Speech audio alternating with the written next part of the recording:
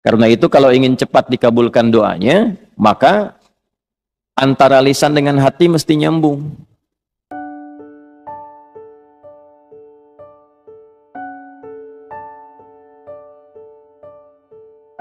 Salat menurut bahasa doa. Kenapa doa dinamakan dengan salat? Karena saat berdoa itu kita tersambung kepada Allah. Karena itu kalau ingin cepat dikabulkan doanya, maka antara lisan dengan hati mesti nyambung. Jangan lisannya baca A, hatinya ke B. Ya kan?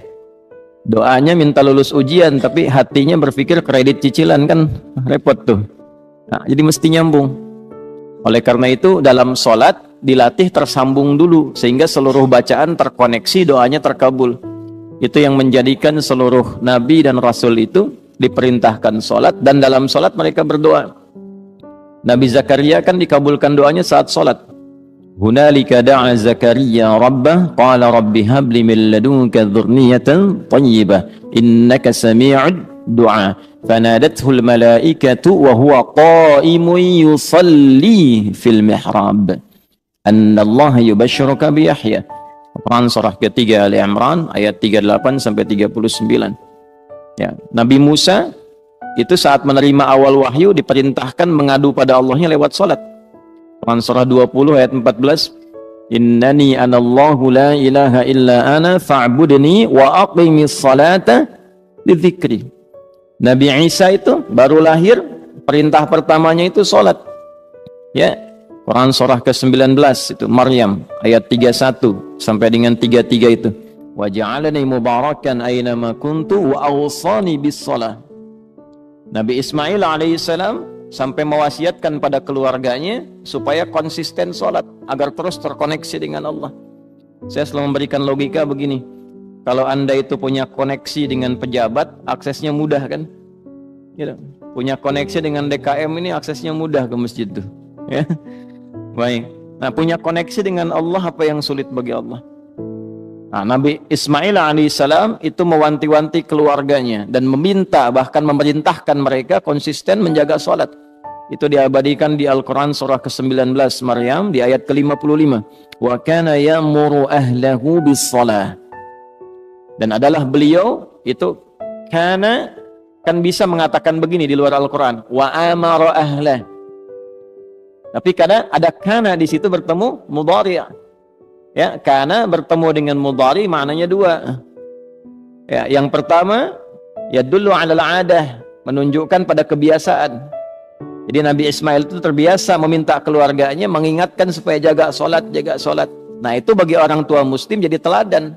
Orang tua harus punya kebiasaan mengingatkan anaknya supaya menjaga sholat.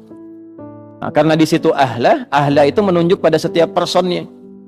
Kan keluarga itu ada 4 dalam bahasa Arab. Ya.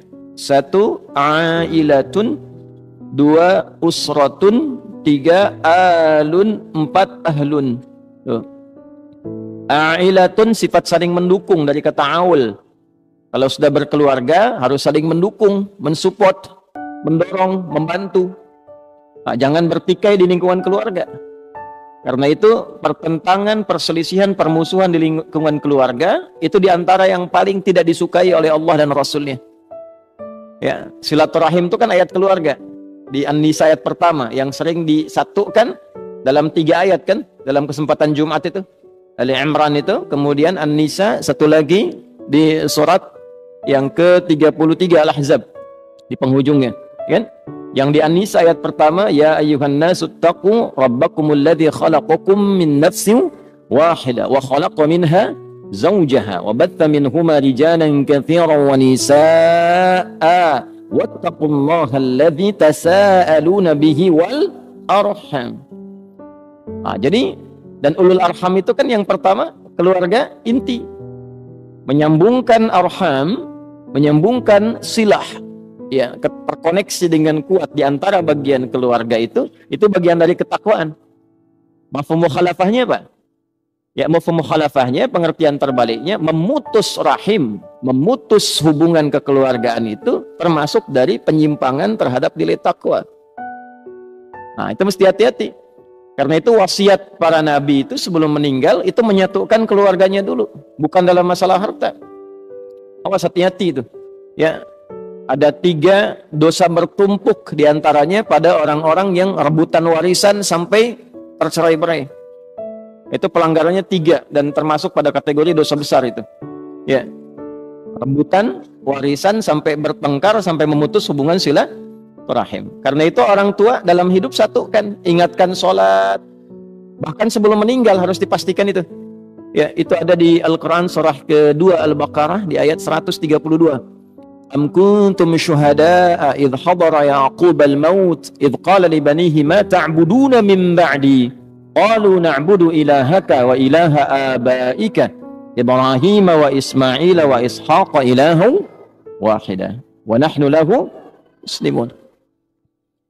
Apakah kalian pernah dengar kisah, pernah tahu tentang cerita bagaimana Nabi Ya'qub itu menjelang wafatnya beliau kumpulkan anak-anaknya, keluarga besarnya.